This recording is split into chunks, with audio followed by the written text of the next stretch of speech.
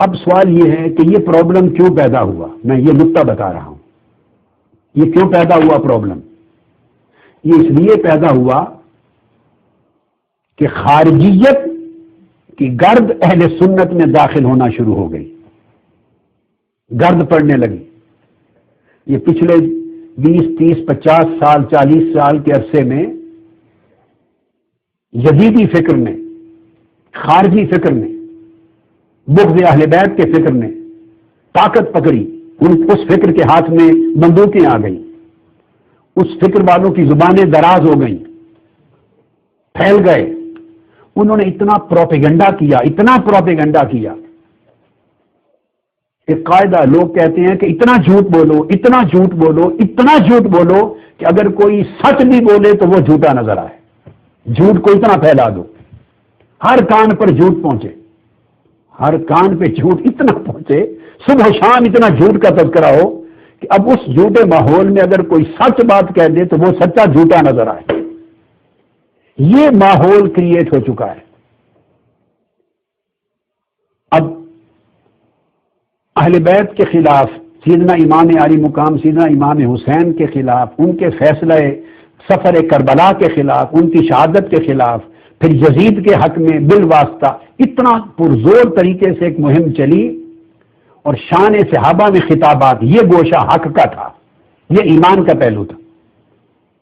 مگر اہل بیت کے مقابلے میں صحابہ کرام کو لا کے کھڑا کر دیا گیا،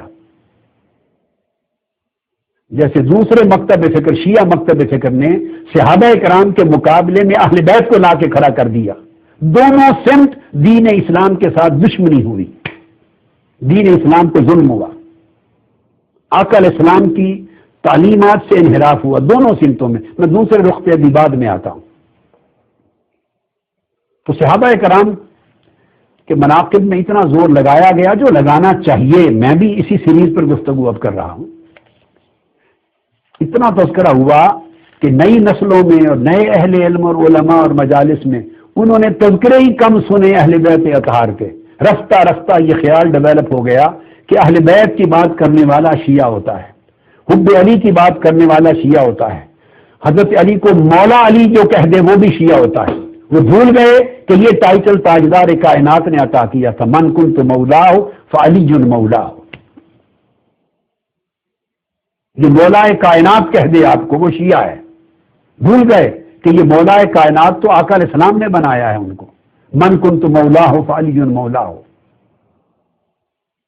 اہل بیت کا جو تذکرہ کرے، جو ان کی شان بیان کرے تو وہ شیعہ ہوتا ہے۔ اس کو اتنا پھیلایا، اتنا پھیلایا، اتنا پھیلایا گیا کہ اہل سنت کے لوگ جن کے آباء و اجداد اور اوپر کی نسلیں اہل بیت کی محبت میں غرق رہتی تھی، فنا رہتی تھی، جن کے ایمان کا خمیر حب اہل بیت سے اور حب صحابہ سے، محبت اہل بیت اور محبت صحابہ، تعظیم و تکریم اہل بیت اور تعظیم و تکریم صحابہ سے مل کر اٹھا تھا، جن کا خمیر مل کر اٹھا تھا۔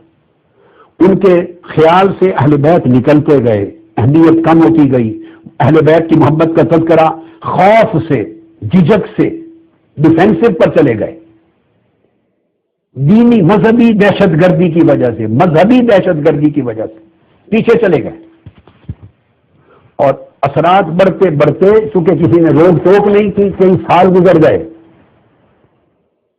نتیجہ یہ ہوا کہ یہ ذہن بن گیا کہ اب جا کے جب میں نے محسوس کیا کہ خارجیت کا غلبہ ہوتا جا رہا ہے عقیدہ اہل سنت پر،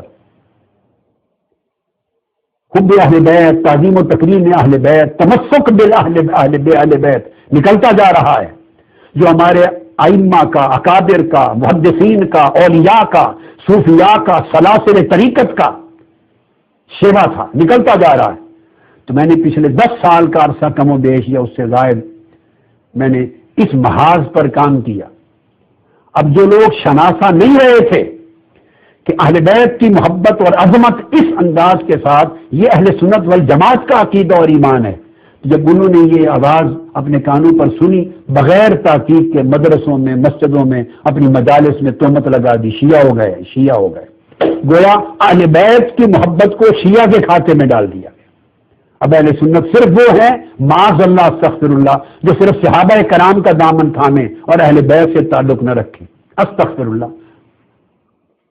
الا ماشاء اللہ، میں سب کی بات نہیں کر رہا ہوں، یعنی ایسے ذہن ناپختہ، کچے، کم علم، اس طرح کے ذہن پیدا ہو گئے۔ اور اس میں بڑا رول پلے کرتا ہے مناظرانہ ماحول۔ جب آپ دین میں مناظرے شروع کر دیتے ہیں تو مناظرے میں پھر ایسی کی تیسی ہوتی ہے، اینٹ کا جواب پتھر ہوتا ہے اور حقائق کا بھی انکار ہوتا چلا جاتا ہے دونوں سمتوں سے۔ تو مناظرانہ ماحول نے دین کو اور دینی فکر کو نقصان پہنچایا ہے۔ یہ ایک صورت ہوئی۔ اب دوسری سمت، یہ رد عمل ہوا ہے، میں اب اہل تشیع کو کہہ رہا ہوں، اب ان کی طرف مخاطب ہوں۔ ایک زمانہ تھا جب صحابہ کرام کو مجالس میں، ٹی وی پر، خطابات میں اس طرح کھلے عام نام لے کر سب و شتم اور گالیاں نہیں ہوتی تھی۔ یہ باتیں کتابوں کی حد تک مناظر لوگ لکھتے تھے اور ان کی روایات میں ملتا تھا، مگر مجالس میں ایک رواداری تھی، ایک محبت، احترام تھا، ادب تھا۔ مجھے میرے والد گرامی رحمت اللہ تعالی علیہ خود بتایا کرتے تھے، جب وہ 30s کا زمانہ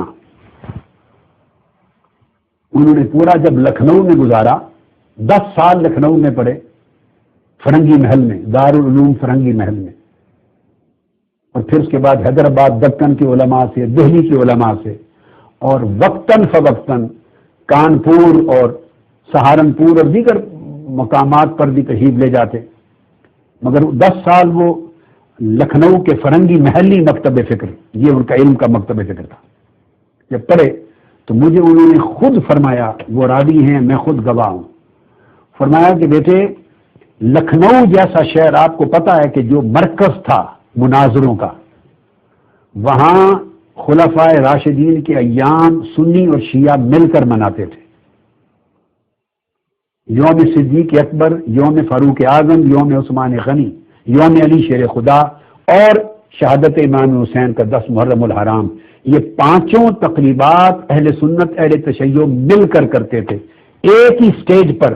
تو شیعہ شعراء اور شیعہ علماء وہ خلفائے ثلاثہ کی شان میں اپنا منظوم کلام بھی پیش کرتے، خطاب بھی کرتے تھے، اور سنی علماء پھر اہل بیت اطہار کی شان میں اپنا منظوم کلام شعراء اور علماء خطاب کرتے تھے۔ اس طرح جوائنٹ وینچر ہوتا تھا، ایک دوسرے پر پتھر اور اینٹیں نہیں برسائی جاتی تھی۔ آپ نے اس وجہ سے یہ بھی دیکھا ہوگا کہ طویل زمانہ ہم نے تو دیکھا ہے بہت بچپن میں، مگر ہمارے دیکھتے ہی دیکھتے فضا بدل گئی۔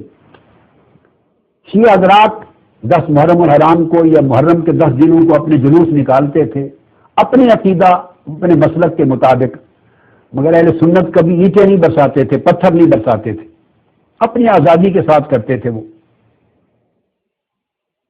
جب میلاد پاک کے معاملات آتے تھے تو پتھر اینٹیں نہیں برسا کرتی تھیں آقا علیہ السلام کے میلاد پر، ہر کوئی ایک دوسرے کے مسلک کے شعار کا احترام کرتا تھا، ایک حیا تھا، کئی تقریبات اکٹھی منعقد ہوتی تھی،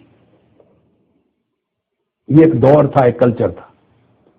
تو ہوا یہ کہ جب اہل تشیع کے لیے میں نصیحت کی بات کر رہا ہوں، جب انہوں نے اس بات پہ زور دیا، ان کے عقیدہ اور مسلک میں یہ بات نئی نہیں تھی، طویل چلی آ رہی ہے، اول دن سے کم و بیش اس طرح ہے، مگر جب شدت اختیار ہو جاتی ہے، یہ 2 زمانوں میں ہوئی، ایک جب زوال بغداد ہوا، خلافت بنو عباس اور خلافت بغداد کا ڈاؤن فال ہوا، اس وقت شیعہ سنی مناظرے انتہا پر چلے گئے تھے۔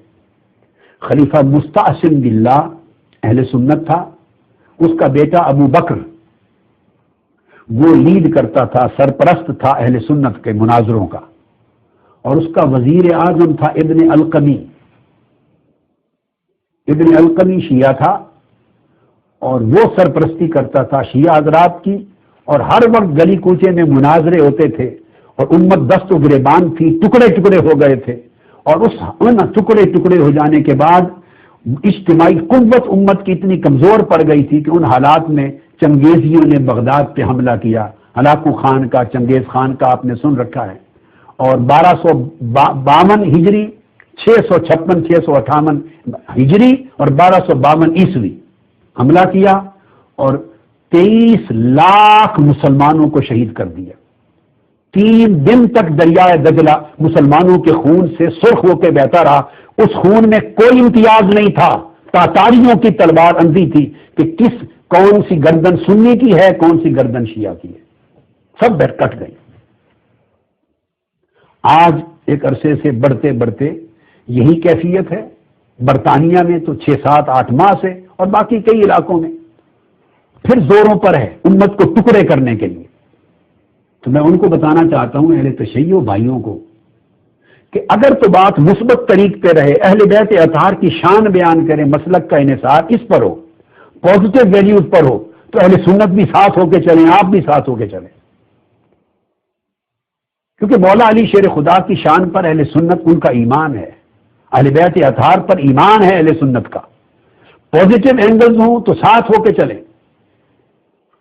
اختلاف اگر ہے مسئلہ خلافت پر یا کسی چیز پر، تو اس کو اپنے عقیدے کی حد تک انسان رکھے، مگر سب و شتم تک نہ جائے، ان کو طعن و تشنیع کے تیروں کا نشانہ نہ بنا لے اصحاب صحابہ کرام کو، اور گالی گلوچ دینا اور ان کو معاذ اللہ کافر تک کہنا۔ ایک دن برطانیہ میں میں نے اپنے کانوں سے، میں خود گواہی دے رہا ہوں، 45 منٹ یا 50 منٹ کے قریب بیٹھ کر بائی دیوے ایک ٹی وی چینل آن کیا، میں نام نہیں لینا چاہتا اس کا، اس میں 2-3 مولوی صاحبان بیٹھے تھے اہل تشیع کے، اور ایک پروگرام تھا اتنی سیکرٹ بیہائنڈ ثقیفہ، یہ ایسا کوئی نام تھا، ثقیفہ بنو ساعدہ کا واقعہ۔ اور میں ایمانداری سے کہہ رہا ہوں، میرے اہل تشیع بھائی غور سے، علماء بھی عوام بھی سن لیں، میری غیرت گوارا نہیں کر سکی کہ میں اس پروگرام کو دوبارہ کبھی سن سکوں۔ اتنی مغلظات بکی جا رہی تھی، کفر بکا جا رہا تھا۔ خلفائے راشدین کو سیدنا صدیق اکبر اور سیدنا فاروق اعظم دونوں ٹارگٹ تھے، انہیں دل واسطہ کافر تک، منافق تک، سازش تک، اور آقا علیہ السلام کا قاتل تک کہا گیا۔ کچھ شرم ہونا چاہیے، کچھ حیا ہونا چاہیے۔ یہ باتیں اب دلائل میں آئیں گی کہ آپ کن کو کیا کہہ رہے ہیں، ان کو جن کے ہاتھ پر مولا علی شیر خدا نے بیعت کی ہے، ان کو کافر، منافق اور قاتل اور دین کا دشمن تصور کر رہے ہیں۔ یہ چیزیں آگے آئیں گی۔ کوئی یہ کہہ سکتا ہے کہ وہ جبرن بیعت کی ہے، تو اس موضوع پر الگ آؤں گا میں انشاءاللہ، جب مسئلہ خلافت ہمارے موضوع میں آئے گی میں بیان کروں گا جبرن کی ہے یا برضا و رغبت کی ہے، اس پر دلائل ہوں گے۔ جس پر مولا علی شیر خدا نے بیعت کی ہے، جس پر جمی بنو ہاشم نے بیعت کی ہے، جن کے وزیر اور مشیر 30 سال تک، پہلے 25 سال تک مولا علی شیر خدا رہے، اور جن کی تعریفیں کی ہیں مولا علی شیر خدا نے اپنے خطبات میں نہج البلاغہ میں، جن کی حمد کی ہے، جن کے اوصاف بیان کیے ہیں۔ کیا کوئی شخص یہ کلیم کرتا ہے کہ وہ مولا علی شیر خدا سے بھی بڑا ایماندار بن گیا ہے؟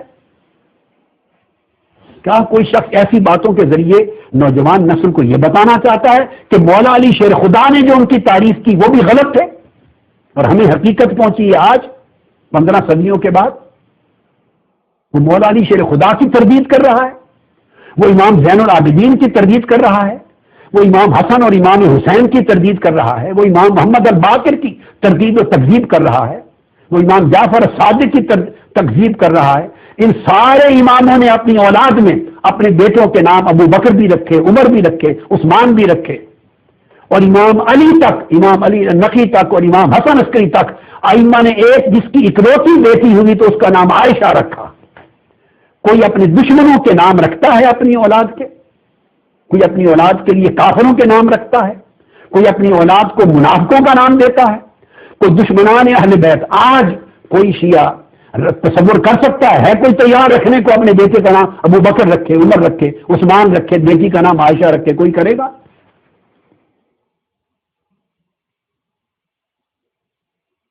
ہم مسلمان کسی بچے کا نام ابو جہل، ابو لہب رکھنے کو تیار ہیں؟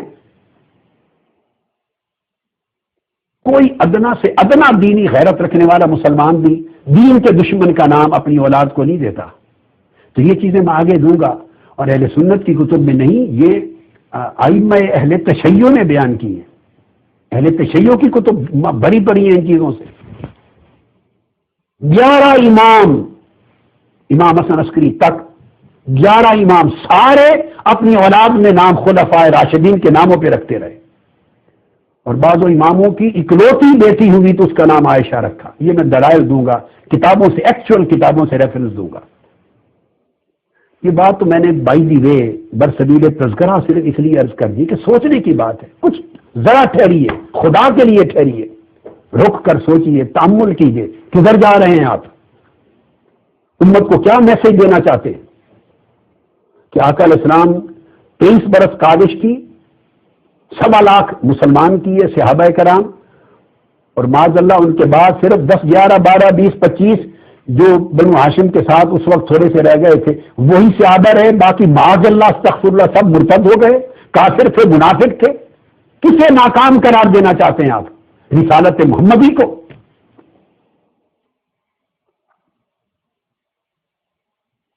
یہ بات سمجھنے والی، یہ باتیں میں نے ایسے مقدمات میں کہی ہیں، اور یہ کہہ کے میں ٹال نہیں دوں گا ان کو. میں ان میں سے ایک ایک جز پر تفصیلی گفتگو انشاءاللہ اپنے وقت پہ کروں گا.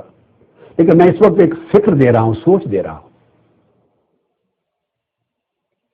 دین کبھی مکمل نہیں ہوگا جب تک ادھر اہل بیت اطہار، ادھر خلفائے راشدین اور صحابہ کرام دونوں کے دامن یکجا نہیں تھامے جائیں گے، دونوں کی عزت تکریم اور محبت اکٹھی نہیں ہوگی.